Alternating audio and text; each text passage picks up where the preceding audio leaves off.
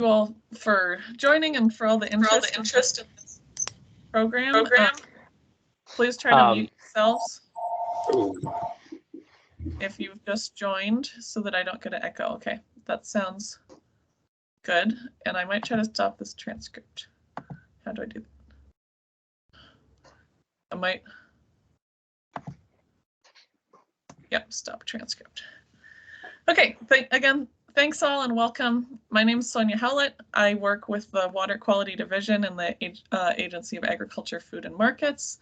You'll hear from Brody Hankey, who's joining us as the main contact on the Vermont Pay for Phosphorus program. He'll share, maybe Brody, you can introduce yourself later once you're about to give your slides. We also have Nina on the call, Nina Gage from the Agency of Ag, and Judson Peck. So if you could go to the next slide, Brody. We are going to be talking today to try to help you understand what this new program is and to support farms who are eligible to apply, help you all understand who is eligible, who might be less eligible for this particular opportunity. So I'm going to start by introducing the program and share a little bit of the background eligibility details. Brody is going to lead us through the program details, and then I'll take the screen back just to navigate to our website and to walk through the details of the application. And at that point in time, we'll stop the recording and we'll have time to answer your questions. As we go along, if you have questions that jump to your mind, as I mentioned, Nina and Judson are on and they're not presenting. They will be monitoring the chat. And so any of us who aren't talking are happy to answer questions in the chat if you have access to it. If you don't have access to the chat, maybe just hold till the end and we can talk through anything there. I am also going to put some links in the chat right now for our webpage, for a one-page overview that's also linked on the webpage, and for the frequently asked questions. So a lot of the questions we get pretty consistently, so you can actually navigate there if you want to as we go. Thanks, Brody. Next slide. So the Vermont Pay for Phosphorus program is a brand new program, and we recently received an award for it from the USDA NRCS. But we at the Agency of Agriculture, Food and Markets are ourselves going to be running it. NRCS is mostly just funding it, and since they're funding it, we also have to meet a lot of their requirements. So, you know, we'll talk about that, particularly as relates to the eligibility of who we can enroll. It's going to be, we got a 5-year grant. It's going to end up being 4 years of funding to farms, at least that we have secured right now. And our award was $7 million, and of that, $4.9 million will be awarded in grants to producers. Thanks, Brody. So I won't dig too deep into why this Pay for Phosphorus program is innovative, but it is new and it's pretty different from other programs you might have heard of or participated in, like FAP or EQIP, because those kinds of programs and most programs that exist in the US as a whole pay for practices. So they pay for acres of implementation, they pay for, you know, feet of watering tub pipe that you put in, they pay for the cost share on installing practices. And here in Vermont, there's been a lot of kind of feedback we've been hearing from farmer watershed groups and others that paying for performance and a more targeted approach to the programs, the compensation programs we put together is a gap, is a need. And so this new program is trying to more or less fill that gap. So everything else that you've been a part of is still there, still existing, FAP, EQIP, and this is just kind of filling in this other newer space to try to layer on top of those programs that exist. And so since we're paying on the performance, paying on the results, that allows us to be more cost effective and to speed up implementation, allows us to get more money out to farms, and allows the farms to manage their fields and operations how they choose. So if you're selected for this type of funding, you wouldn't have a contract like we have for EQIP or FAP where you have to install certain practices. It's a contract for making reductions on your farm, and then you can choose how you get to that end goal. So that's really the main difference in this new Pay for Phosphorus program. Brody, thanks. So it is new. We're still learning. We will still be learning about it over the next year, if not the next several years, as people enroll. So just know that if you apply. But we did do a trial this past year with a conservation innovation grant that we received from the local NRCS offices. So that research initiative enrolled 12 farms to basically trial the data entry and to get their data to play with and to see what kinds of reductions we were seeing on those farms. So we got participation from a variety of different sizes of farms across the state, and we basically asked them to share their NMP with us and to talk with Brody throughout the course of the year about any changes they were making, any qualms they had about the program, and they just engaged with us to help us design this program. So that has more or less ended.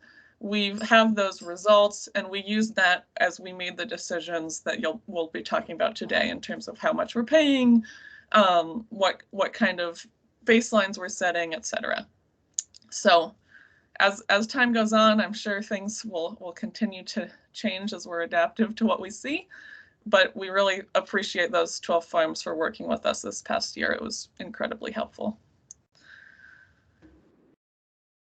So that, as I said, just wrapped up. At this point in time, the application for the new program we're talking about today is open, and it's due the end of this month. So just over a week and a half from now.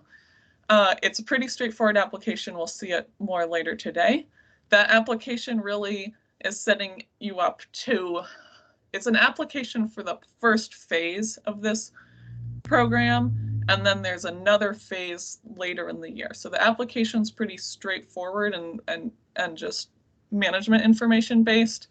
And then the bulk of the work would happen after the application, essentially. So we'll talk more about that, but if you're interested when you're off this call, now's the time to apply. And then we'll be running the first year of the program throughout this calendar year.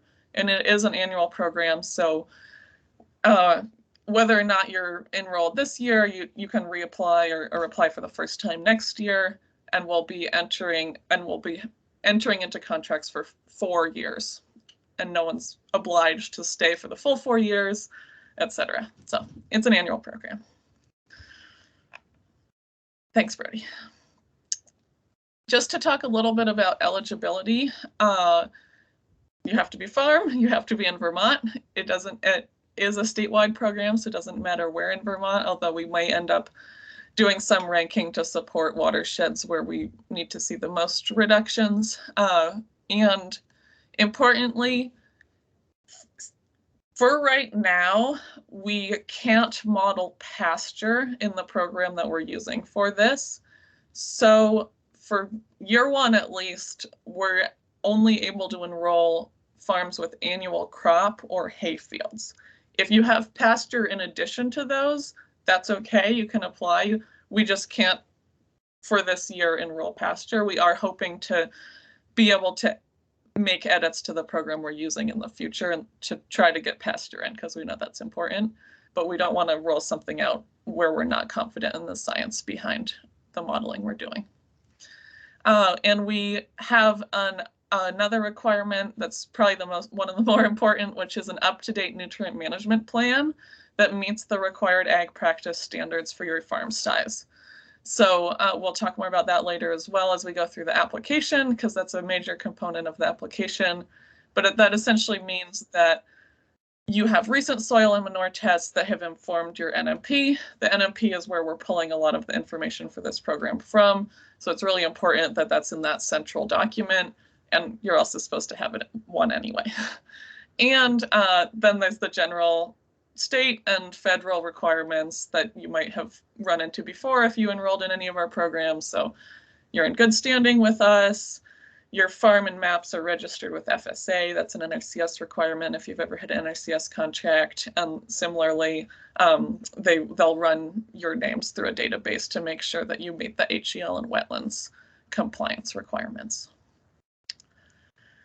Brody, next slide, please.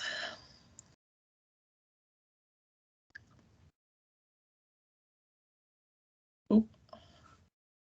I don't see the slide moving yet, but the other important things to know about this program. Sorry, I think my internet's having just a slight slowdown here, but oh, good. Great. Okay. It showed up now.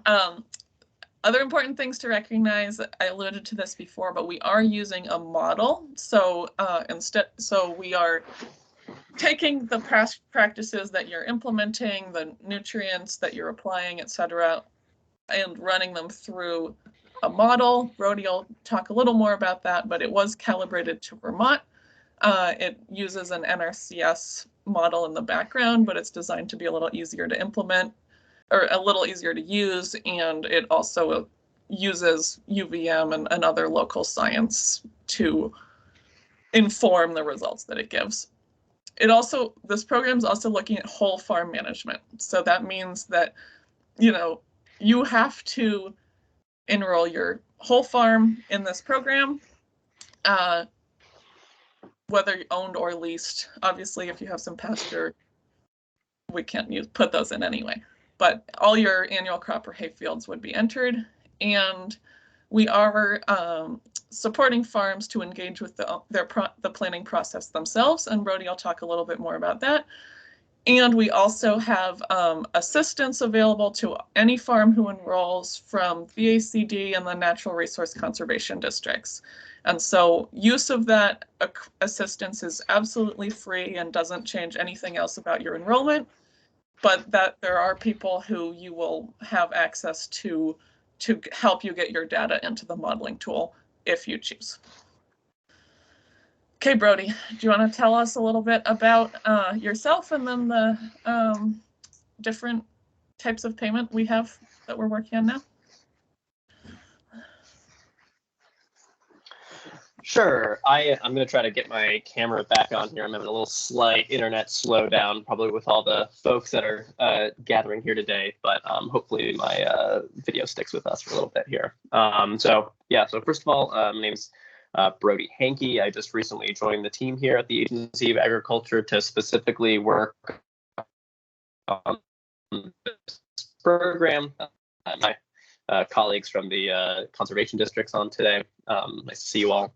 I can talk a little bit about how some of the payment structure for this program is going to work, and also a little bit about the farm prep program itself for the folks who have not been able to get a chance to see that yet.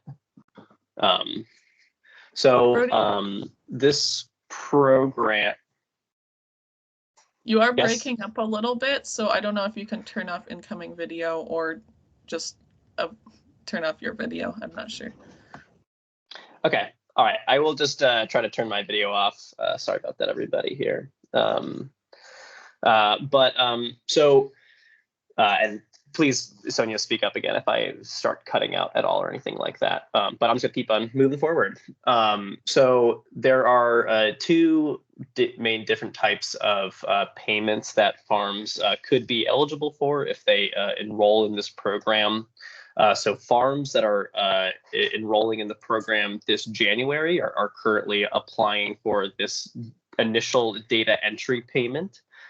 This is only available for farms in their first year of doing this data entry. Because this is in the program's first year, all farms would be eligible for that. But once farms get kind of like the bulk of their fields and land management data into farm prep, it's really easy to kind of replicate from one year to the next. Of course, it would need to be updated with updated records and any changes in land management that were made between those 2 years. But you are able to kind of take the information from 1 year and apply it to the next for farms that plan on enrolling in this program for multiple years. And just just to talk a little bit more about eligibility, so farms that apply for this program, we will do kind of an initial ranking process based on how well your farm seems to fit into the program. I mean, we want as many farms as possible to be able to take advantage of this new opportunity. But we may limit enrollment based on the number of applications that we receive. And so you can find the same information on our website here, but some of the ranking criteria is farms located in areas of Vermont with the highest TMDL phosphorus reductions that are required of them, farms that with a high percentage of field conservation practices that they install on their farm, a high percentage of self-funded field conservation practices, and also we want to enroll farms that can demonstrate the ability to keep their nutrient management plan up to date and have their records be clear and legible. And so folks that are keeping up with all of that is going to be important as well. And then also farms that meet the criteria for being historically underserved are also it's part of the ranking process as well. So for farms that complete the data entry phase, so that get all of their fields, all of their land management data into Farm Prep, will be eligible for a $15 per acre payment up to a max of $4,000. So if you manage more than 260 acres or so is when you would meet that $4,000 cap. And like Sonia mentioned, there's assistance available from the ACD and NRCD to help farms do that are interested in opting in to do that. To make this process a little bit simpler, at least as easy as possible, we've been working on Farm Prep for the past few months to make it as easy to use, as user-friendly as possible. But we are working on some templates for getting soil test data to be able to be uploaded into the program just from working with an Excel or CSV document, and also farms that have shape files of how all their farm fields are laid out.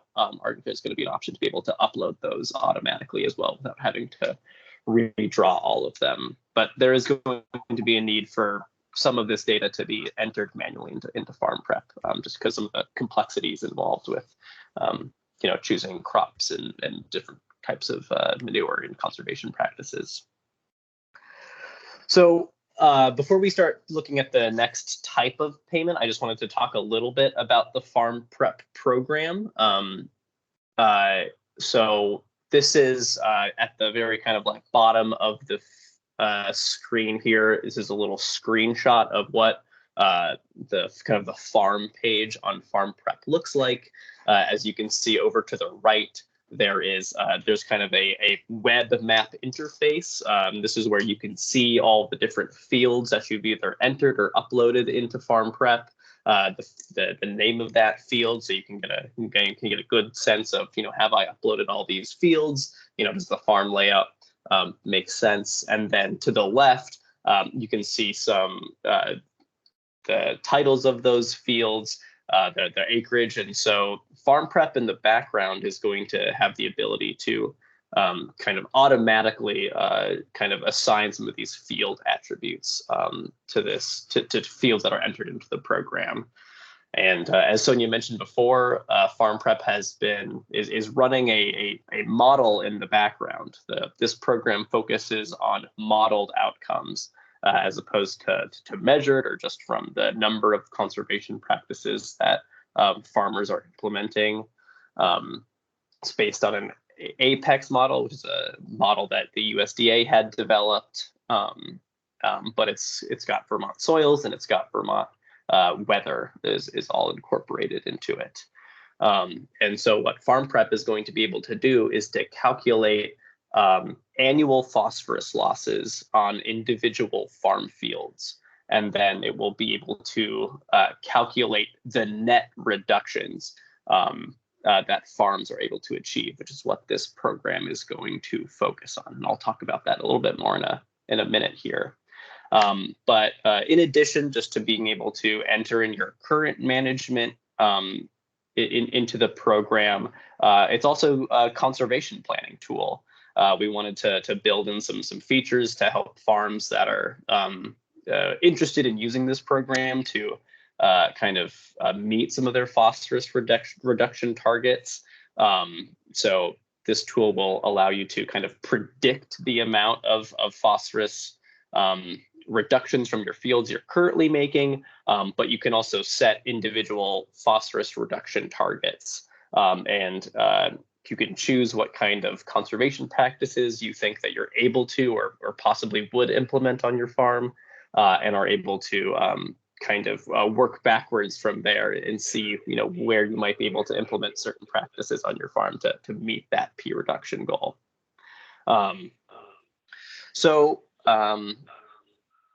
I'm getting some feedback. I was wondering if someone could mute themselves if they maybe just joined the presentation here.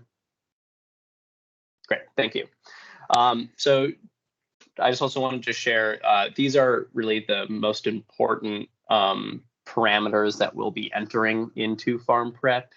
So it's field shapes, the manure that you apply, or the, sorry, I'm still getting some feedback from somebody. Do we know where that's coming from? Hello? Okay. All right, I think they may have muted themselves. Awesome, thank you. Soil test results, with the presence of tile drainage on the farm, their crop rotation, their tillage practices, the amount of fertilizer they apply on their fields, whether they cover crop, and the buffers at the edge of the fields are also an important feature, and whether they have a grassed waterway or not. So these are all some of the things that users will be entering into the program, while there is other field attributes that are being kind of calculated in the background. So for farms that get through the initial data entry phase and are able to show that they are making phosphorus, or they are achieving phosphorus reductions on their fields, may be eligible for a phosphorus reduction payment. Because of current programs and regulations in the state of Vermont, and just kind of an expectation of phosphorus reductions that farms can achieve in this state, we've really geared this program to be for kind of farms that may be going above and beyond what is expected of them in terms of implementing conservation practices on their farm. So we've set a 40% reduction threshold. So it's when farms are achieving net phosphorus reductions beyond a baseline, which I will talk about in just a second. Farms that achieve reductions beyond that 40%, it is those reductions that will be eligible for the phosphorus reduction payment, which will pay $100 per pound of phosphorus. We have set an annual cap of $50,000 per farm for each year that they are enrolled in this program. And of course, there will be a need, once farmers complete the initial data entry phase in the spring based off of their planned management for that field season, there will be a need to go back in the fall at the end of the field season to update farm prep with their records and just to make sure that any conservation practices that they're implementing meet standards. So just good record keeping and good organization of those records will be really important for farms that enroll in this program. So I just want to talk a little bit about how we arrived at this 40% reduction threshold and what is the baseline that farms will be compared to. So I just want to mention that this is a statewide program, but we did base the baseline phosphorus losses for each farm field that's entered into the program based off of assumptions that were made when the Lake Champlain TMDL was written. So to, as part of that process, folks at the state worked to estimate how, what kind of phosphorus losses we were seeing on farm fields in the state when that was written. And they made certain assumptions about land management based off of soil types and slope primarily. So fields that may be well drained and in the river valley were maybe assumed to be in continuous corn, getting conventional tillage and getting, X thousand gallons of manure per year. Because all this work that we're doing in the state to improve water quality, or at least a lot of it, in the Lake Champlain Basin and Lake Memphremagog and in the Connecticut River, there's the nitrogen TMDL. This is the work that we're doing is all kind of counting towards these reduction goals that were set by these TMDLs. So your current management will be compared with this baseline, and that is what we will use to measure these reductions, and that is the 40% threshold from that baseline that we're going to be looking for to get farmers phosphorus reduction payments. Just to show what this may look like on a farm that participated in our CIG research initiative that Sonia mentioned earlier. So this is a farm that, a medium-sized farm that manages, roughly 400 acres on primarily silty loams, grows a mixture of corn and hay. They follow a nutrient management plan. They have extended crop rotations. They implement no-till in all their annual crops. They cover crop every winter, and they surface apply their manure. When we entered this farm's land management into Farm Prep, it estimated that they have achieved a 60% phosphorus reduction from their farm fields in comparison to that baseline value that we had set. And so because of that, they've achieved an additional 20% reduction beyond that 40% threshold. And so it is the pounds of phosphorus within that 20% reduction that may be eligible for the phosphorus reduction payment, which is $100 per pound of phosphorus. So in this case, 172 pounds of phosphorus above that threshold would be worth $17,000. And in addition to that data entry payment, you can see what their estimated compensation for participating in this program would be for this first year, and then they would be invited to apply again the next year if they wanted to. And before I hand things back over to Sonia to go over the actual application of the program, I just wanted to share just a real snapshot of some of the results of some of the farms that participated in our CIG research project. These results may be biased because I think a lot of the farms that participated in this program were early adopters of conservation practices and eager to kind of try out this new tool and to be a part of this new program. But 5 out of the 12 of the farms were estimated to meet that $50,000 cap for phosphorus reduction payments. 9 out of those 12 would be eligible for phosphorus payments that met that 40% reduction threshold. So I think it just illustrates the point that farms that are implementing conservation practices across their farm could really reap the benefit of participating in this program. Great, and with that, I think I'd hand things back over to Sonia to look at the actual application. Yeah, thanks, Brody. And we've been getting some great questions in the chat, so keep those coming. We will hopefully have time to answer some of them later as well. I'm going to drop the link again to the webpage into the chat if people want to follow along with me. And I'll steal the screen back and just talk through navigating to how people would want to apply. So I'm starting here. This is the link I dropped in the chat. This is the main web page for this program. So all the information we've been sharing today is more or less available here. This first link will bring you to a one-pager, which has a lot of good background data and information on the program. There's also a lot of text around how much the payments are, what the caps are, eligibility, etc. So a really great resource. I'm going to come back to this apply online button, but just scrolling down, there's also some information here on the funding priorities for this first round of funding, and then also like if you apply and were selected, what that would kind of look like for you over the course of the year. So I do really recommend that people spend some time on this webpage. But if you click on this apply online button, it'll take you to an online Microsoft Forms. The print application is all the same information, just in a PDF. We do prefer that people apply online, but if it's easiest for you to print it out and fill it out, as always, you can send those to the Agency of Ag's mailbox or email it to Brody.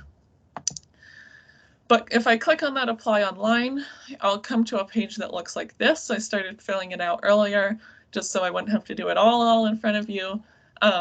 So it's basic information about yourself. Make sure that you're registered with FSA Farm Records and that this business name is the same. That just helps us when we're processing your application. More just basic background on where you are, how we can contact you. This question is a self-certification on whether or not you're a historically underserved producer.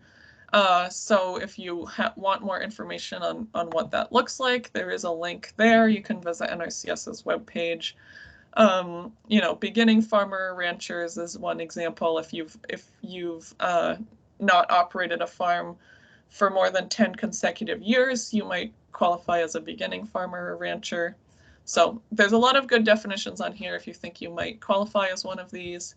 And that would, we are potentially going to, or we are planning to give higher ranking points to those who identify as one of these and self-certify. What basin you're in, you can look that up in a map if you're not sure. And then when you click next, you'll get to this farm background information page. This is the second page of the application. And this page is helping us to understand what programs you've used in the past and what conservation you're currently doing on your farm. So again, you probably should know most of this information just off the top of your head. How many eligible acres are you managing? As that's hay, corn, soy, vegetables, or small grains, or all the crop types that are able to be modeled currently in Farm Prep. So provide that information and provide it accurately, because we do plan to make sure that people are enrolling their whole acreage of eligible land. And then just demographically, which of those are you managing? We are curious. This is an optional question, how much pasture you are managing as well, just so we understand more about the need for that in the future. And then just asking some basic information and what you're currently implementing, and if you're looking in the future, what other practices do you think you might add, or current practices you might expand, right? So select those.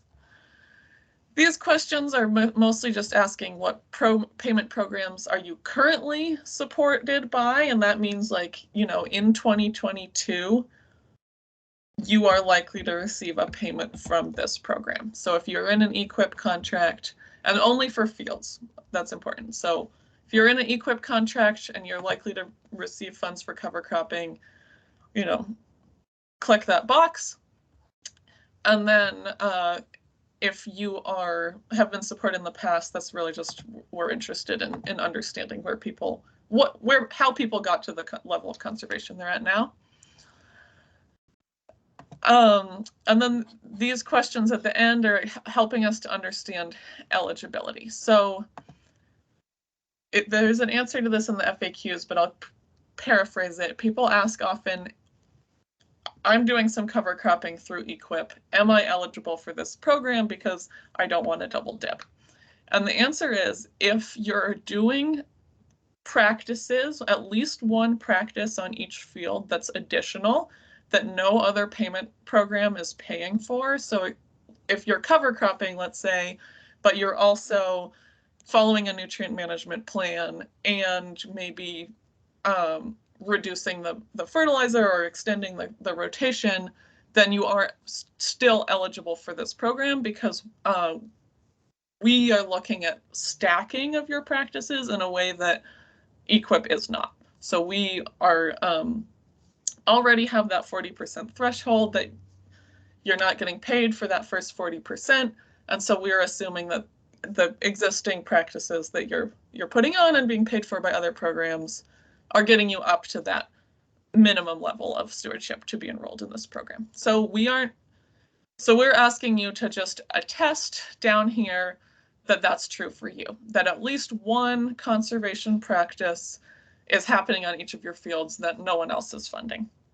And again, that can just be following your NMP or having crops in rotation, or any other practice that you might not be funded for otherwise. But that's what this whole page is basically getting at, is us understanding that. So answer those questions, and then we move on to the third and final page. And this is a double purpose page. We're trying to help you understand what the eligibility requirements are as you go through and fill this out, and also collect that information back from you that you attest that you do meet those requirements. So we talk a little bit about the eligibility up here, and then talk through, yes, in order to enroll in this program, I know I need to share my NMP and farm data and maps. I need to keep records, and they need to be legible to people other than myself. And of course, just being open to learning and to using this program.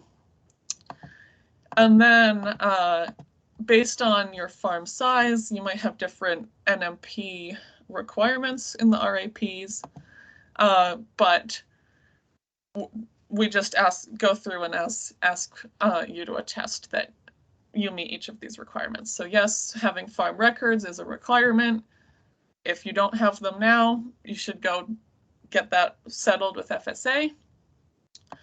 We ask what format your field maps are in, and then the bulk of the eligibility is, do you have an up-to-date NMP that meets the requirements of your farm size per the RAPs? So that's 590 standard if you're a CSFO or bigger, and if you're an SFO, that means you test your soils every 5 years and keep records. A little more information about that. When we ask how recently was your NMP certified and who certified it, do try to get that information accurately for us. This is, if we end up choosing between farms, this is likely going to be a major point that we're looking at, is, how recently, and just having that up to date and ready, because that'll make it a lot easier when you're enrolled in the program. So answer that question. I'm not going to make anything up right now. I'm just going to go. And then if you could provide a couple of details in here about what you've done in the past year to keep your NMP updated. When was it completed most recently? When do you anticipate your next update will be? Who are you working with? Just any information you can give us to help us feel comfortable that yes, you're meeting that requirement, and that you are on top of your data, and that it's going to be easy and pleasant for you to go through this process, and it won't be a big pain. So it serves both of us. And then the same thing going through for soil tests. If you're a CSFO or bigger, recent soil tests means that they're at least 3 years old, and for SFOs, we're looking at least 5 years, or newer than 3 years, newer than 5 years. And that's helps you have your NMP up to date. So it's just, we're just digging deeper into that. Same for manure tests. CSFOs and bigger, the RAP requirement is each manure cess tested at least once per year. There isn't technically a manure testing requirement for SFOs. Based on some CIG farms, I think it's very useful to have up-to-date manure. And so even if yours is a year old and you're not technically out of compliance with that requirement, it might be useful to you to continue testing as you apply over the course of the year if you enroll. The manure tests can really affect how the modeling turns out. The nutrient management's a big component of the payments. And then just more information to share on understanding that you need to keep records and that yes, you do keep them and they are legible. And then this is a question asking about whether or not you're excited about being referred to work with a local conservation district staff member. If yes, we'll probably automatically turn your name over to one of them. Alternatively, you can suggest who you would prefer to have do the data entry and upkeep, whether you think you're comfortable doing that or whether you're planning to hire it out. And that's allowed. They are a resource that's free for you to use, but if you choose not to, that's a choice you can make. And then just comments and an attestation that you understand, and then you are done. And that's the entirety of it. I'm gonna just answer things so I can move to the next slide. So we will be in touch with applicants probably by the end of February at the latest. And there is also a link that you'll get to when you finish this, which is a survey that our colleagues at the University of Vermont put together. They're really interested in why people do conservation and how engaging with this kind of program changes their mindset on conserving. So I recommend clicking that link. It's a really quick survey. It's just a lot of like strongly agree, strongly disagree type questions. So I recommend doing it. It is optional, but it's really useful for those researchers to understand why farmers are doing what they're doing. So that's my quick rundown of the application, and I'm sure questions are coming up. So I'll stop sharing, and I think we can open this up for people to ask any questions they have.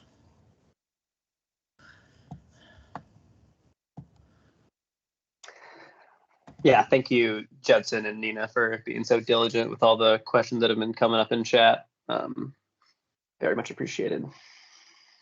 If folks are on the phone, they need to press *6 in order to unmute themselves.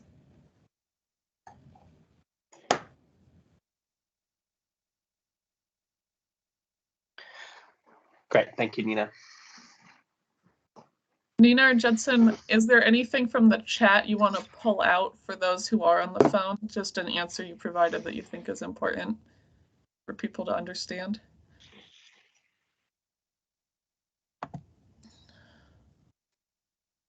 I also see Ben has his hand up, so maybe Ben, if you want to ask your question, Nina and Judson can think. Sure, it's related to some of the questions I've been peppering with them with, and I